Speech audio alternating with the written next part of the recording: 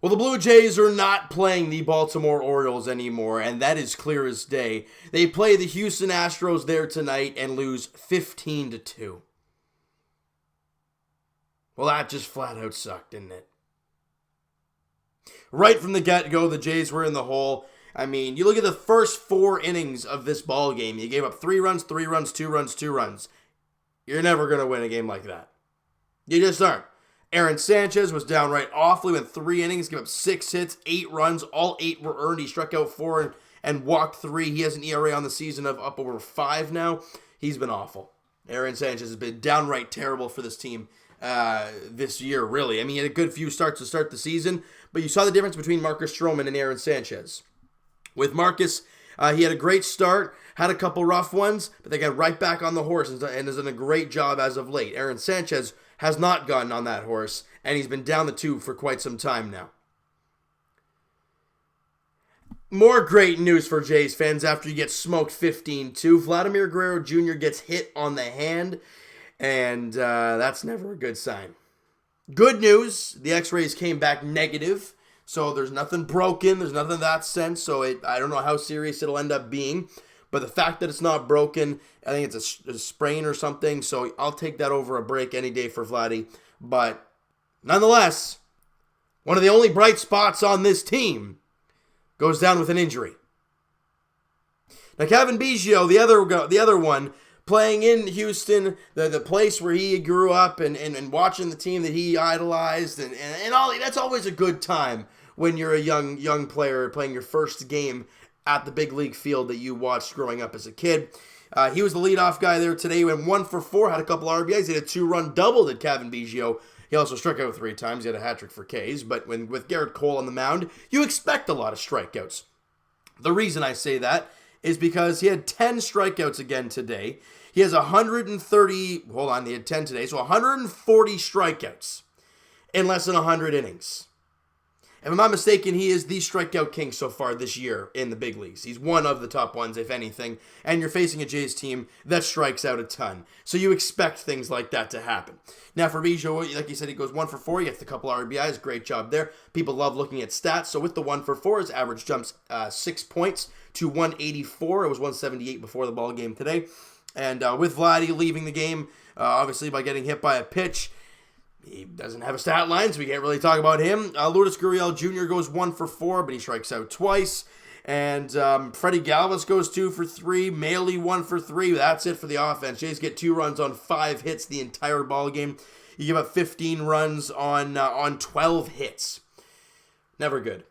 Pitching was awful. We already talked about Aaron Sanchez. Sam Gaviglio threw 2 innings of 3-hit ball, gave up 2 runs. Obviously, both were earned in a strikeout. Not a very good time for him. Derek Law, out of all the pitchers that pitched, he's the only guy who had clean innings, and that's very weird to say. He went 2 innings of 1 hit, no runs, no walks, no runs at all. He struck out 4 guys in the 2 innings. He actually did a pretty good job. ERA is still over 5, though. It's 5.06 for Derek Law. And Tim Meza, he got one batter out, give up 4 runs. All 4 were earned. He walked 4 guys. But he couldn't find the zone to save his life. And I don't know what the heck happened there with Tim Meza. And then Thomas Pannone came in 2/3, gave up 2 hits and a run. It was an earned run. So, not very fun for Jays fans. But the Raptors are NBA champions. We still have that on our shoulders because that's really all we have right now. And those 2 wins against the Orioles are very bleak after that 15-2 loss. But you got to move on. Game 2 of the 3-game set, guys, goes tomorrow. Clayton Richard on the mound for the Blue Jays. Framber Valdez on the mound for the Houston Astros. The 4:10 first pitch there in Houston, Texas. All right, as the Jays, they look to win a game. I mean, you're facing Houston. I don't know the odds of that. Jays are still 19 games under 500 at 25-44. Now let's go to the minor leagues because you want to talk more about that? I don't. All right, so let's go to the because we didn't talk about yesterday's minor league games because the Jays won a ball game. They won pretty good. So why do we need to talk about that? You just don't. But today, we need to. We really need to emotionally. All right, on Thursday, the Buffalo Bisons won 11-3. And it was a great ball game all around. You see Bo Bichette goes 1 for 6. Not great there. But again, Good to see him back up there in AAA in his first game back up there in Buffalo and get a hit as well. And it's good to see for Big Bo Bichette to be back up there. All right, Anthony Alford continues to rake. I don't know what happened to him. I don't know what changed, but he has come back guns a-blazing. He was 2 for 4 again with an RBI, walked twice. His batting average is up to 248 for the season. Or not back up to, it is up to 248. He's almost raised 100 points since we started to keep track of Anthony Alford. He's done an awesome job. He's really done an amazing job, and if he continues at this pace, would not surprise me if he gets a call to the big club sometime soon. Reese McGuire goes 2 for 5 in the ball game. He's hitting 258. Brito goes 2 for 6, but he's hitting 320. What? And on the mound, we saw Andrew Sopko only go 1 inning, and I got a question. If anybody's a Buffalo Bisons fan watching this video, first off, tip of the cap to you. Second of all, what happened to Sopko? Why did he only throw 1 inning? Did he get hurt, or is that just how they wanted to play it today? I don't know. He went an inning, though, gave up 1 hit, did not walk a batter, didn't give up any runs, got a strikeout in that inning. Good job there for him. Corey Copping, name sound familiar? You darn tootin' it does. He was acquired in the John Axford trade last year. It was a 1-for-1 swap. Corey Copping's a straight bullpen guy. He's been a bullpen guy his entire minor league career. That's what he is. He threw 3 innings, of 2-hit ball, walked 2, but struck out 3 guys. ERA is still 6, but as of late, him and a guy like Andrew Sopko have looked better for AAA. They're kind of looking more, they're taking form a little bit better, and it's nice to see. And David Phelps came out and threw face 1 batter. He haven't been hit, nothing more. And that's it for Thursday's ball game for the Bisons. On Friday, though, they lost 3-2, and Anthony Alford did not play in the ball game, but Bo Bichette went 2 for 4 with an RBI and a run scored. Oh, it's great to see Bo. If I'm not mistaken, did he hit a home run? I don't know. I heard somewhere something about the lines of he hit a home run or something. I could be wrong, but if he did, it's great to see Big Bo Bichette back. You know, Kevin Biggio and his buddy Vladdy are up here in the big leagues having a good time, and he's still down there in AAA recovering from this injury. He'll be up here real soon, Jays fans. I can't wait for that. But other than the 2 for 4 for Bo, McKinney went 1 for 4. That's it. There's nothing else offensively, and on the mound was Fear Bend. Do you want to talk about that? I don't. All right, so let's go down to the Double-A New Hampshire Fisher Cats, and they played on Friday and lost 9-4. Patrick Murphy, a guy who we talked about a lot earlier on in the season, and he was obviously pitching really well and looking to maybe get the call to AAA at some point, has struggled hard lately. He struggled again yesterday, went 4 innings of 10 hits, 8 runs, all 8 were earned, walked 2 and gave up a home run. That ERA was down in the early 3s not too long ago. It's now 4.78, so it's real rough there for Patrick Murphy. But offensively, Forrest Wall 0 for, Santiago Espinal 1 for 4 in the ball game, Riley Adams 0 for 4, and Chad Spanberger slowly starting to find himself creeping up the lineup a little bit. He was 1 for 4 in the ball game, average of 212 for Chad Spanberger. And Kevin Smith, good to see him have a breakout game. He was 2 for 4, 3 RBIs, still only hitting 186 though, and I think he actually went 0 for in the game today, so kind of took a step back there. But there is a positive to take from today's 4-1, 4-2 victory. First off, you won 4-2. That's a ball game for the New Hampshire Fisher Cats. Another thing, where is it here? Espinal went 1 for 5 with an RBI. Riley Adams finally got back into the hit column. He went 2 for 5 with a couple RBIs. And Logan Warmouth got the call to Double-A. We've talked about him a lot lately as being there in Dunedin, kind of getting a little bit older now, but he's dominating. He was hitting like 290 something down there in Dunedin, so it was just a matter of time when he was going to get the call to Double-A New Hampshire, and he finally got the call. Now, ideally, he did go 0 for 4 with a strikeout, but he's up there. Now, that, again, I don't know if that's because of the play or because that the Dunedin Blue Jays are, I think they're on their all-star break right now. Or they're in something along that. There's no games right now. So that I don't know if that's why they call them up or if that's legit the promotion for Logan Warmouth. If it is, congratulations, bud. And keep working, keep going. And who knows, you might be in the big club one day. On the mound, Zach Lowe did a good job once again. 5 innings, 4 hits, 2 runs. Both were earned, walked 3 and struck out 5. ERA of only 3.33. He's doing a really good job down there. And John Harris, we talked about him in a couple videos ago when he pitched. I think it was in Lansing, where he got his first inning under his belt, kind of from his rehab. All right, we expect him to be in AAA at some point soon, but he was in Double-A, where he spent a lot of the last few years.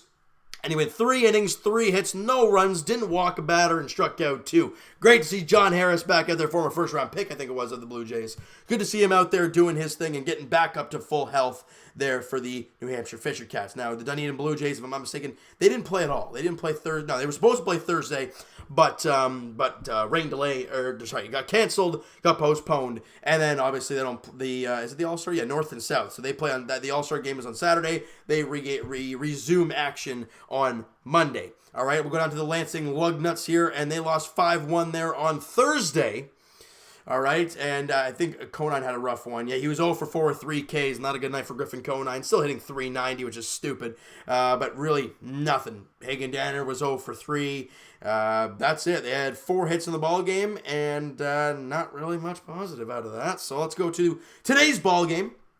All right, for the Lansing Lugnuts here, and I think they won today. Yeah, they won 3-2, and I think Conine had a hit in the ball game. Where is he here? Conine went 1 for 2. He also walked once and scored a run. Attaboy there. Averaged 3 points, back up to .393. And Hagen Danner got a hit and walked. He was 1 for 3 in the ball game. And somebody I want to keep an eye on. Now I know. Again, let me explain.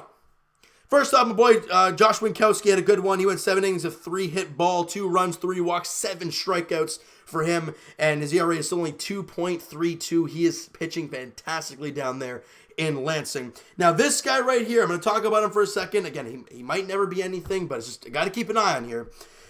I'm going to say Nasuel Paulino, okay, a guy who just pitched his first game there at Lansing, all right? He's born in the 2000s, April 17th birthday, so he just turned 19 years old. He's a pitcher. He's a 5'11", 160, little small guy, but it's all okay. Small, he's taller than me, but you guys know what I mean.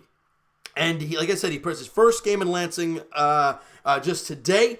And back in 2017, he apparently didn't pitch at all in 2018, which I don't really understand. But he played for the DSL Blue Jays there in 2017. He went 4-2 with a 2.26 ERA in 13 starts. So, 19-year-old pitcher there in Lansing, pitching a good job in his first outing. Again, I got to keep an eye on. Is he going to be great? Who the heck knows? He threw his first inning there at Lansing. It could be nothing, but got to throw into the prospect pool and kind of see what's up, all right? So you know what, guys? That is going to do it for this one. You guys enjoyed the video, and you guys did not enjoy the Blue Jays game today, but you enjoyed talking with the minor leaguers, as we always do. Smack that like button. I do appreciate that. Hit the subscribe button if you guys have not already. Comment down below your thoughts on the game today for the Blue Jays. What were your thoughts on Aaron Sanchez? What the heck should they do with him? Should they fire him in the bullpen, maybe?